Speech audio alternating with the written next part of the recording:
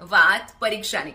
ઘણા બધા સ્ટુડન્ટ્સ જે છે, વિદ્યાર્થીઓ મેં જોયા છે કે આમ પરીક્ષાની છેલ્લી મોમેન્ટે, છેલ્લી ક્ષણે બુક લઈને બેઠા હોય અને આમ ફટાફટ પત્તા ફેરવે, આ રહી ગયું, આ આવડે જ કે નહીં, શું થશે શું નહીં. તો અમારા એક ટીચરની વાત હું તમને જરૂર કહીશ.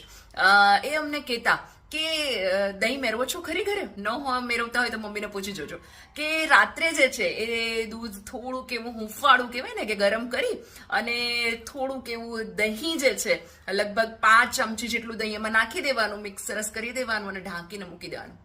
સવારે દહીં સરસ તૈયાર થઈ જશે. તમને એમ થશે પરીક્ષા ને એમ દહીંની વાત કેમ કરે છે, રાઈટ?